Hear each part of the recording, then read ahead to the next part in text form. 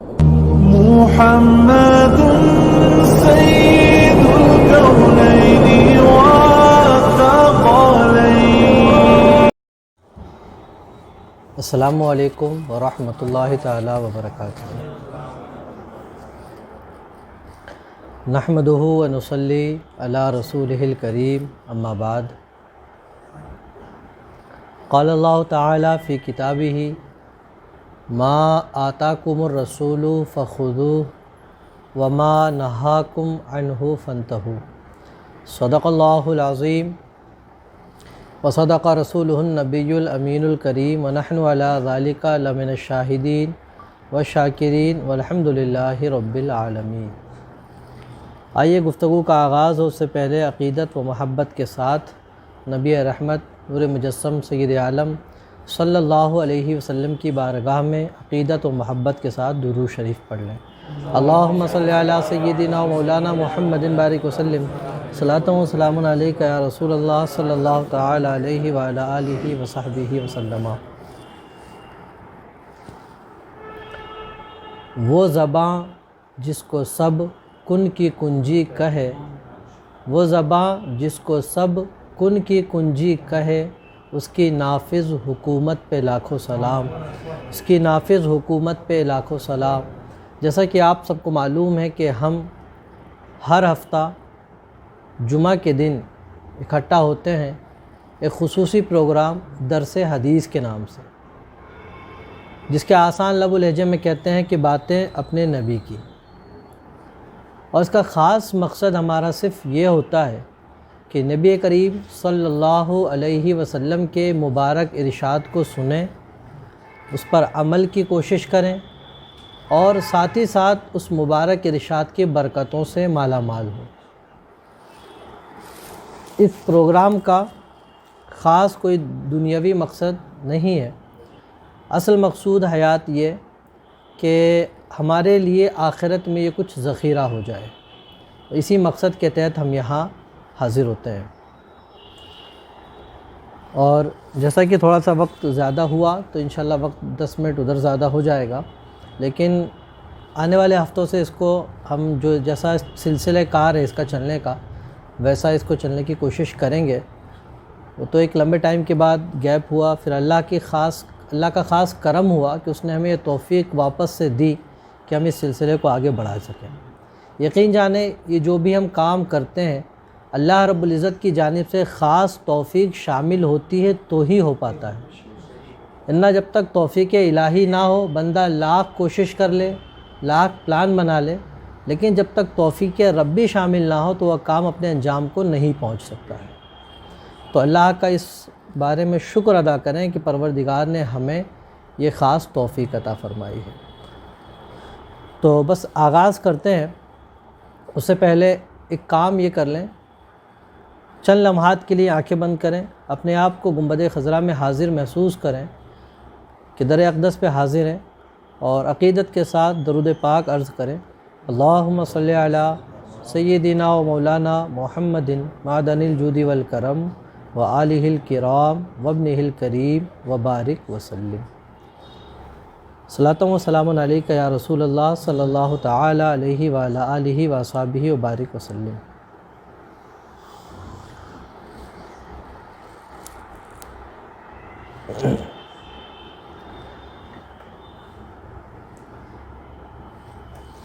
چلیں، تو آج جس گفتگو کا آغاز کرنے کا ارادہ کیا ہے، دراصل یہ گفتگو ہم شروع کرنے جا رہے ہیں توکل کے حوالے سے. اس موضوع کا انتخاب اس لیے کیا کہ آج ایک بڑی تعداد ذہنی طور پر پریشان نظر آتی ہے. خصوصیت کے ساتھ ان کی پریشانی رزق کے حوالے سے اور زیادہ بڑھی رہتی ہے.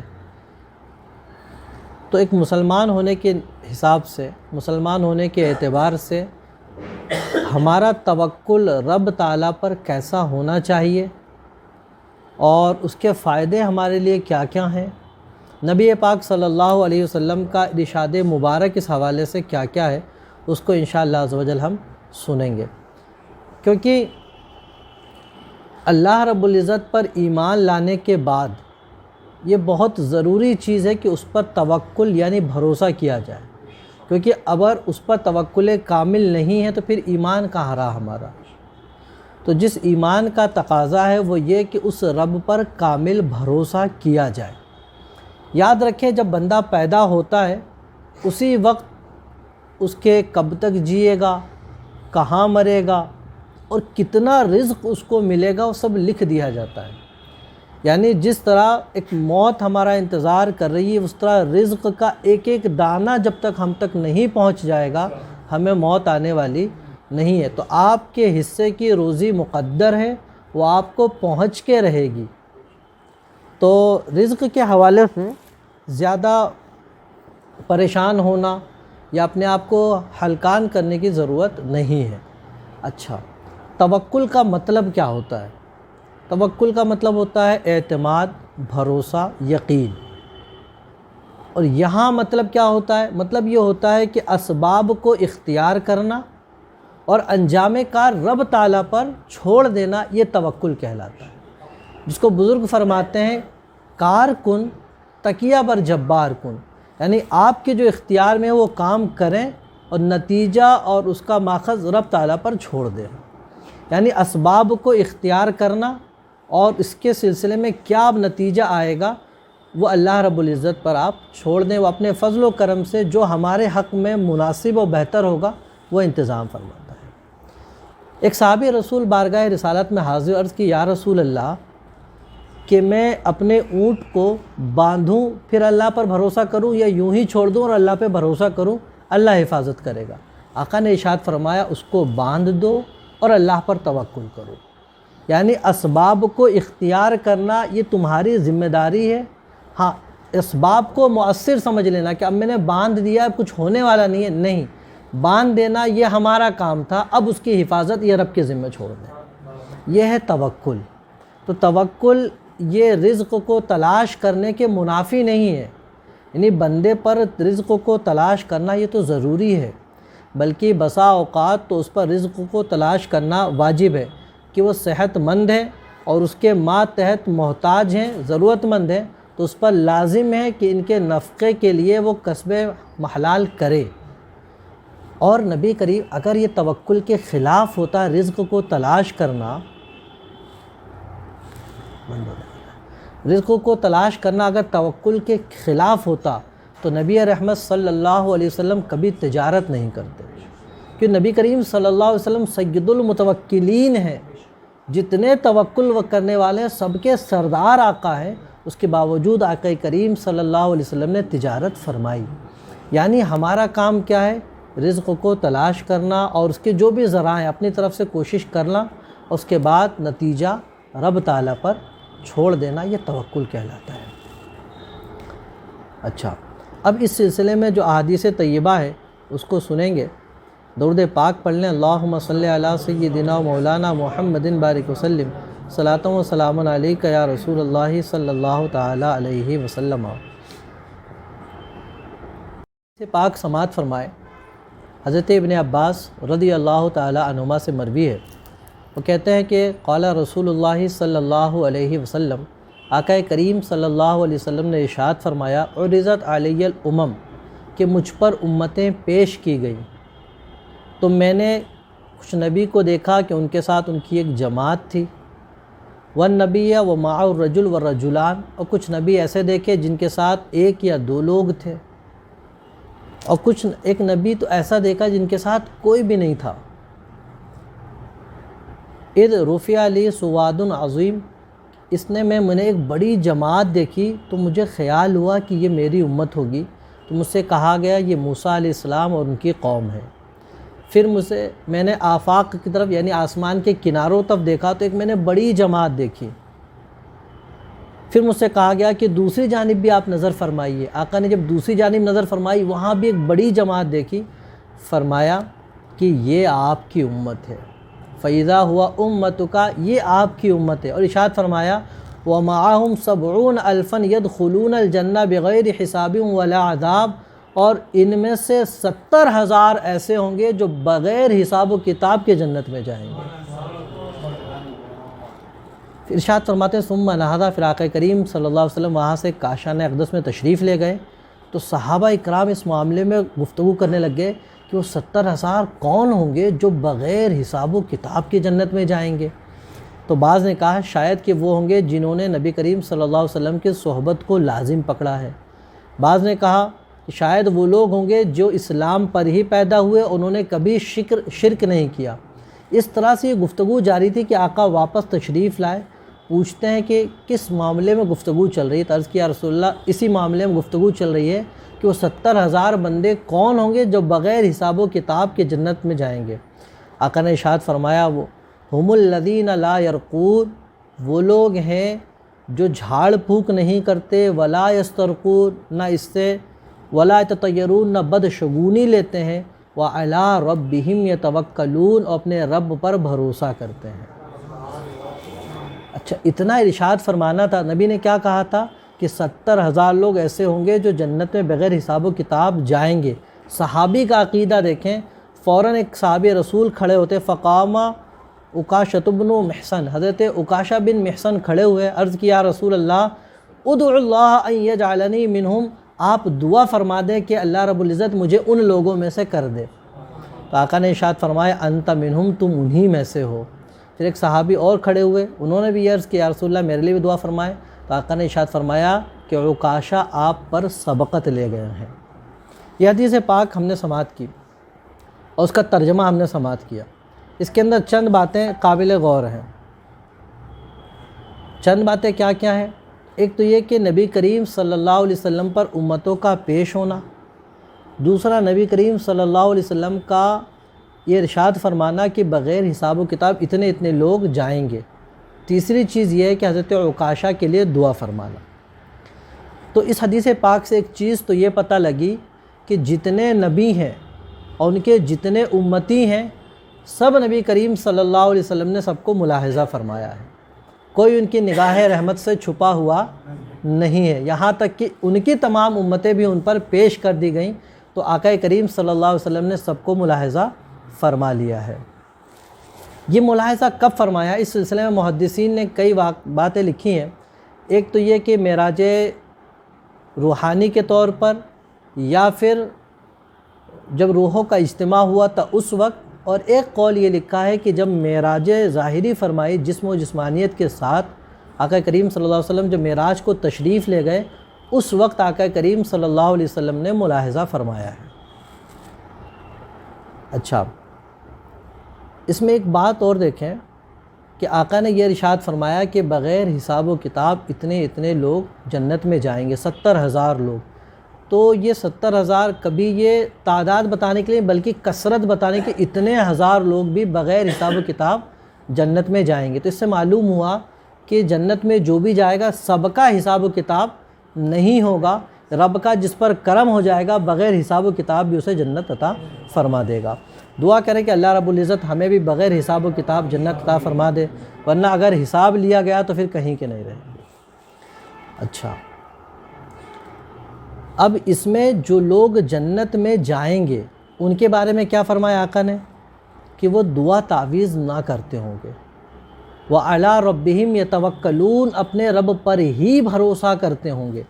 تو اب اس سے غیروں کو موقع ملتا ہے جو کہتے ہیں کہ دیکھو دعا تعویذ کرنے والوں کے سلسلے میں یہ کتنی بڑی بات ہے کہ جو دعا تعویذ کرتے ہیں وہ اس فہرست میں نہیں ہوں گے، اسی وجہ سے کہتے ہیں کہ دعا تعویذ کرنا کیا ہے؟ ناجائز ہے، یہ کہا کرتے ہیں۔ تو یاد رکھیں کہ دعا تعویذ کرنا، یہ وہ دعا تعویذ ناجائز ہے جس میں اسماء الہی یا قرآن و حدیث کی آیتیں نہ ہوں، بلکہ دیگر معبودوں کے نام سے وہ دعا تعویذ ہے، جادو منتر کیا جائے، وہ منع ہوتا ہے۔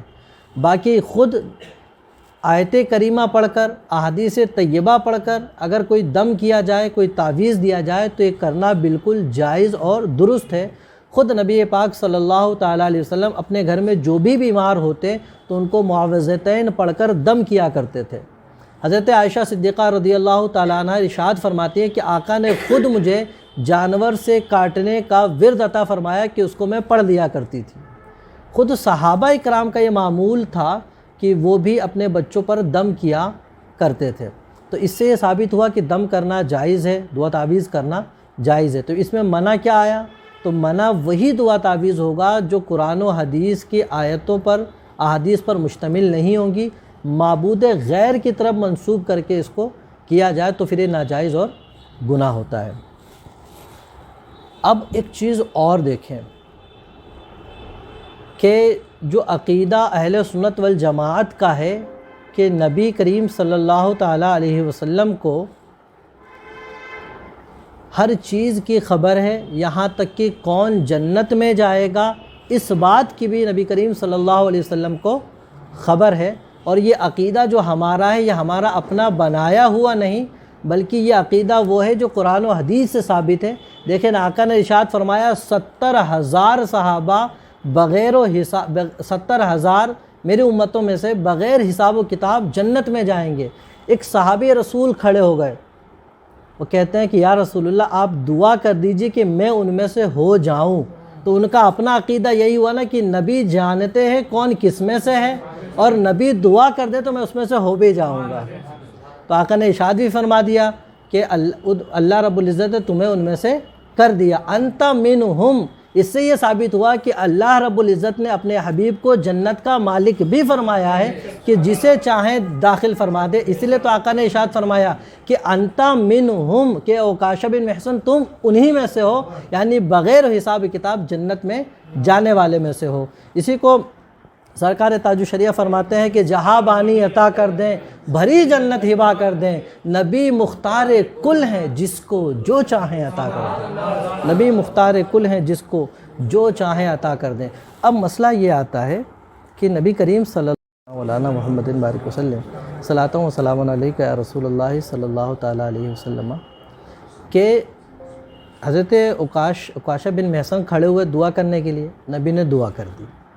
ایک دوسرے صحابی بھی کھڑے ہوئے، دعا کے لیے کہا، آقا نے ان کے لیے دعا نہیں فرمائی بلکہ فرمایا کہ عکاشہ تم پر سبقت لے گئے ہیں، تو ان کے لیے دعا کیوں نہیں فرمائی؟ تو اس سلسلے میں محدثین اکرام نے ایک اقوال ذکر فرمائے ہیں۔ ان میں سے جو سب سے بہتر قول یہ ہے کہ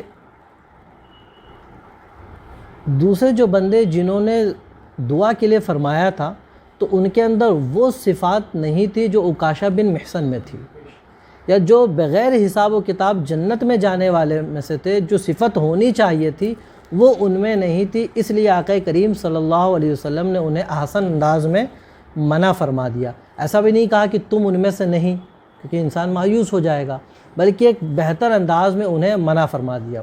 دوسری حکمت یہ تھی کہ صحابہ کا ایک بڑا مجمع ہے، ایک نے دعا کے لیے کہا، ان کے لیے دعا کر دی، دوسرے کھڑے ہوتے ان کے لیے بھی دعا کرتے، پھر تیسرا بھی کھڑا ہوتا، چوتھا بھی کھڑا ہوتا، تو یہ سلسلہ دراز ہوتا چلا جاتا۔ اس لیے سلسلہ دراز نہ ہو تو احسن انداز میں اس کو آقا کریم صلی اللہ علیہ وسلم نے روک دیا۔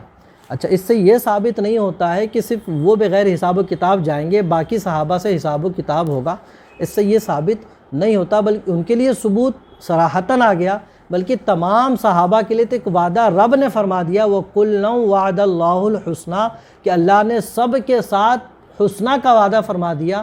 اور حسنہ کے سلسلے میں تمام مفسرین نے، اکثر مفسرین نے لکھا کہ حسنہ سے مراد جنت ہے، یعنی اللہ رب العزت نے اپنے نبی صلی اللہ علیہ وسلم کے تمام صحابہ کے ساتھ جنت کا وعدہ فرما لیا ہے۔ درود پاک پڑھیں، اللہم صلی علی سیدنا مولانا محمد بارک وسلم، صلاۃ و سلام علیک یا حبیبی یا رسول اللہ صلی اللہ تعالی علیہ وعلی آلہ واصحابہ وسلم۔ تو دم کے حوالے سے گفتگو چل رہی تھی، تو چند چیزیں دیکھ لیں دم کے حوالے سے، تاکہ ایسا نہ ہو کہ یہ کہا جائے کہ حدیث میں تو منع کیا گیا تو پھر بھی آپ کر رہے ہیں۔ تو ایک حدیث پاک حضرت سیدنا عبدالعزیز فرماتے ہیں کہ میں اور حضرت ثابت رضی اللہ تعالیٰ عنہ حضرت انس بن مالک کی خدمت میں حاضر ہوئے، عرض کی تو حضرت سیدنا ثابت نے ان سے عرض کی، اے ابو حمزہ میں بیمار ہوں، اے ابو حمزہ میں بیمار ہوں۔ حضرت سیدنا انس نے فرمایا، کیا میں تمہیں وہ دم نہ کروں؟ جملہ غور کریں، کیا میں تمہیں وہ دم نہ کروں جو رسول اللہ صلی اللہ علیہ وسلم کیا کرتے تھے؟ تو اس جملے سے ثابت ہوتا ہے کہ آقا کریم صلی اللہ علیہ وسلم خود اپنے صحابہ کو دم فرمایا کرتے تھے، تو وہ دم نہ کروں جو نبی کریم صلی اللہ علیہ وسلم کیا کرتے۔ عرض کی کیوں نہیں؟ حضرت انس نے یہ دعا پڑھی، اللہم رب الناس مذہب الباس اشفی انت شافی لا شافی الا انت شفاءک، اور یہ دعا پڑھ کر ان کو دم فرمایا۔ تو اس دعا کو پڑھنے کی برکت یہ کہ جب بھی کسی بیمار کو جائیں اور بیمار عیادت کے لیے جائیں تو اس کے پاس محبت سے بیٹھیں اور یہ دعا پڑھیں، تو اللہ رب العزت اگر اس مرض میں اس کی موت نہیں ہے تو اللہ رب العزت اسے اس کی برکت سے شفا عطا فرمائے گا۔ ایک دوسری حدیث کہ حضرت جبریل امی سے بھی دم کرنا ثابت ہے۔ حضرت ام المؤمنین عائشہ صدیقہ رضی اللہ تعالیٰ عنہ فرماتی ہیں کہ جب نبی کریم صلی اللہ علیہ وسلم بیمار ہوئے تو جبریل امی نے آ کر ان کلمات کے ساتھ دم کیا، بسم اللہ یبری کا ومن کل داء یشفی کا ومن شر حاسد اذا حسد وشر کل ذی عین، یعنی اللہ کے نام سے وہ آپ کو تندرست کر دے گا اور ہر بیماری سے شفا عطا فرمائے گا، اور ہر حاسد کے حسد سے جب وہ حسد کرے، اور ہر نظر لگانے والی آنکھ سے محفوظ رکھے گا۔ تو جب چھوٹے چھوٹے بچے ہوتے ہیں تو ان کو بڑی جلدی نظر لگا کرتی ہے، اور نظر نہ بھی لگے، اگر وہ کسی دن زیادہ رونے لگ جائے تو پھر مائیں یہی کہا کرتی ہیں کہ اس کو نظر لگ گئی ہے، یا کسی دن وہ کھانا نہ کھائے یا دودھ نہ پیے تو کیا کہتے ہیں، اس کو نظر لگ گئی ہے، اس کو لے چلو مسجد دم کروا کے لایا جائے۔ اگر یہ دعا یاد کر لی جائے اور اس کو دم کیا جائے تو انشاءاللہ وہ نظر بد سے محفوظ رہے گا۔ اچھا، کبھی کوئی ایسی چیز نظر آ جائے واقعی وہ بہت خوبصورت لگے، اچھی معلوم ہو، تو آپ اس وقت فوراً ماشاء اللہ کہہ لیا کریں۔ اس سے فائدہ کیا ہوتا ہے؟ اس سے فائدہ یہ ہوتا ہے کہ اس سامنے والے بندے کو نظر نہیں لگتی ہے۔ ٹھیک ہے، صلو علی الحبیب صلی اللہ علی محمد صلی اللہ تعالی علیہ وعلی آلہ واصحابہ وبارک وسلم، صلاۃ و سلام علیک یا رسول اللہ صلی اللہ تعالی علیہ وسلم۔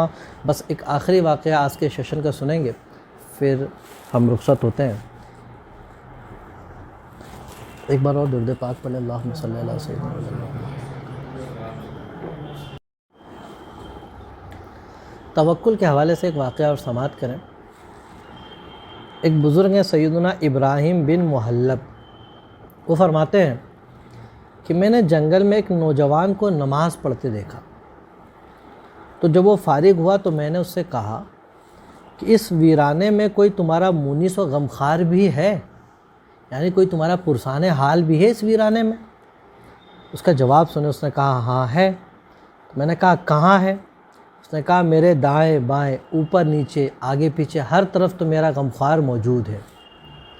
یعنی وہ سمجھ گئے کہ اس نے بندے نے اللہ رب العزت کی جانب اشارہ کیا ہے۔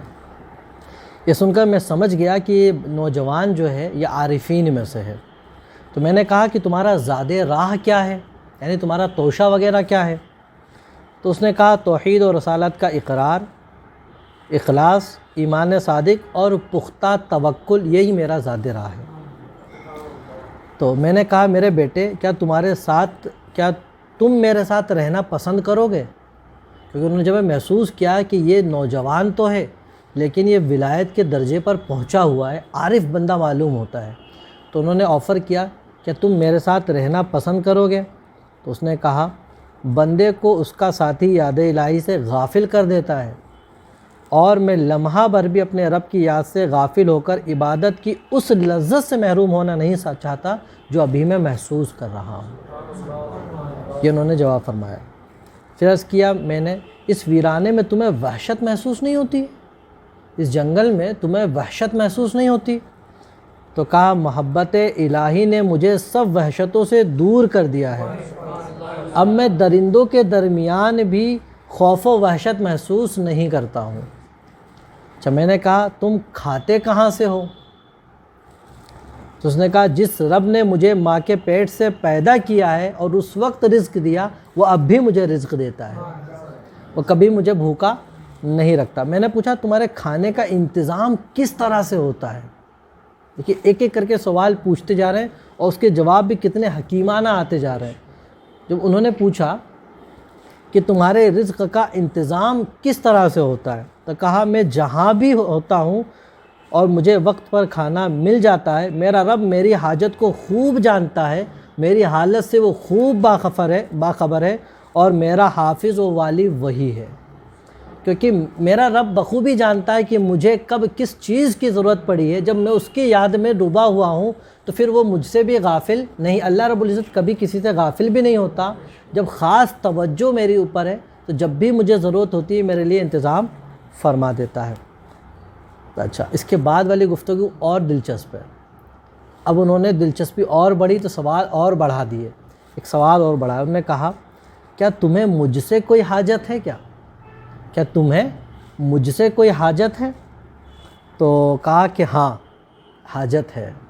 پہلے پیچھے کیا تھا، توکل کا اقرار کیا تھا، اب جب حاجت کی بات آئی تو کیا پوچھا، مجھ سے کوئی حاجت ہے؟ تو نوجوان نے کہا ہاں حاجت ہے۔ لیکن نوجوان کی حاجت سنیں، وہ کہتا ہے کہ ہاں حاجت ہے کہ اگر دوبارہ مجھے دیکھو تو مجھ سے گفتگو نہ کرنا اور نہ میرے بارے میں کسی کو کچھ بتانا۔ تم اگر میرے بارے میں تم کبھی دوبارہ دیکھنا تو مجھ سے گفتگو مت کرنا اور نہ ہی میرے بارے میں کسی کو تم بتانا کہ ایک ایسا بندہ مجھے ملا ہے۔ اچھا، اس نے کہا ہو سکے تو غم و پریشانی کی حالت میں مجھ سے دعاؤں میں بھی یاد رکھنا۔ تو دیکھیں، دعا کے لیے جو کہنا ہم کہتے ہیں کہ دعاؤں میں یاد رکھیے گا، دراصل یہ ہمارے بزرگوں کا طریقہ چلا آ رہا ہے۔ وہ کتنے پائے کا نوجوان پہنچا، اس کے باوجود یہ کہہ رہا ہے کہ ہو سکے تو مجھے دعاؤں میں یاد رکھنا۔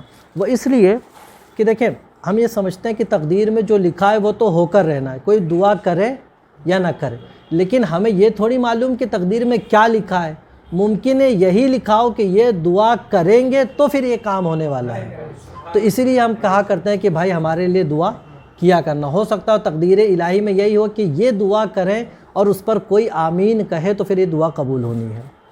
اچھا، میں نے کہا کہ میرے بیٹے تم مجھ سے افضل ہو اور تم میں خوف خدا اور توکل مجھ سے زیادہ ہے۔ تو اس نے کہا یوں نہ کہیے، بلکہ آپ عمر میں مجھ سے بڑے ہیں، آپ کی نماز اور روزے مجھ سے زیادہ ہوں گے۔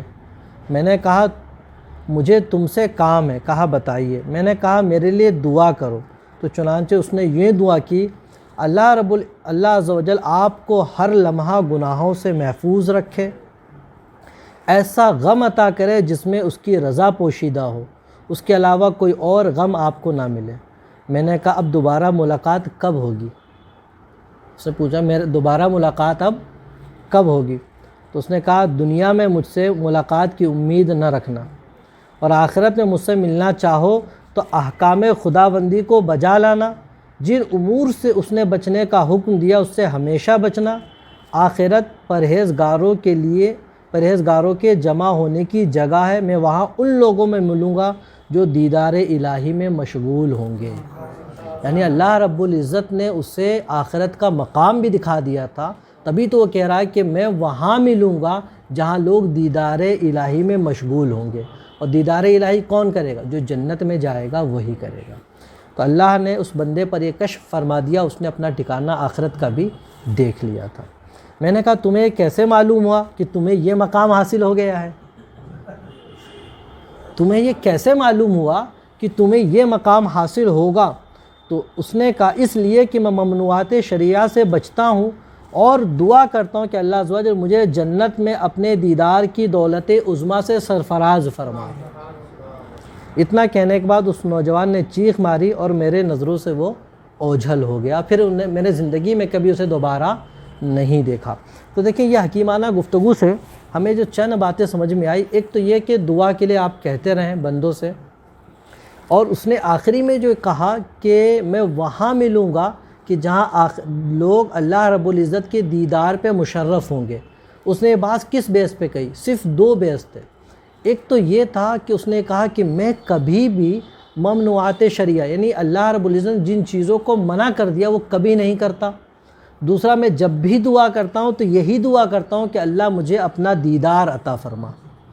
تو اس کا مطلب یہ ہے کہ جب آپ دعا کریں تو صرف یوں نہیں کہ ہاتھ اٹھا کر زبان ہلا دیں یہ دعا ہو جائے، نہیں، بلکہ اپنے رب سے جب مانگے اور جو مانگے اس یقین کے ساتھ مانگے کہ میرا رب مجھے دے گا ہی۔ جب بندہ اس یقین سے اپنے رب سے مانگتا ہے کہ مجھے دینے والا صرف میرا رب ہے اور یہاں نہیں ملے گا تو کہیں نہیں ملے گا، تو اس یقین سے مانگتا ہے تو پھر اس در سے کوئی محروم کبھی نہیں لوٹتا ہے۔ بس ہونا یہ چاہیے کہ جب بھی اس در سے مانگے تو پوری لگن، پوری عقیدت اور پورے یقین کے ساتھ مانگے کہ وہ ضرور عطا فرمائے گا۔ ہم یہ سمجھتے ہیں کہ یہ تھوڑا سا مشکل ہے یا تھوڑا سا یہ ناممکن ہے۔ دراصل یہ مشکل اور ناممکن کا جو سفر ہے وہ ہمارے ذہن سے شروع ہو کر ہمارے ذہن تک ختم ہوتا ہے۔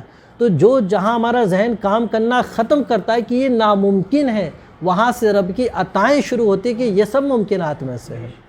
وہ تو ہر ممکن پر قادر ہے، اس کی ذات تو ان اللہ علی کل شیء قدیر ہے۔ تو اللہ رب العزت ہمیں اپنے رب پر اور اللہ رب العزت ہمیں اس کی ذات پر کامل توکل کرنے کی توفیق عطا فرمائے، اور انشاءاللہ عز و جل یہ توکل کا سلسلہ ابھی جاری رہے گا اور چند ہفتے اور چلیں گے۔ گزارش ہے کہ آپ ہر ہفتے ہمارے ساتھ تشریف لائیں اور بیٹھنے سے پہلے ایک اچھی نیت کر کے بیٹھیں کہ یہ جو محفل ہے بڑی برکتوں کی محفل ہوا کرتی ہے۔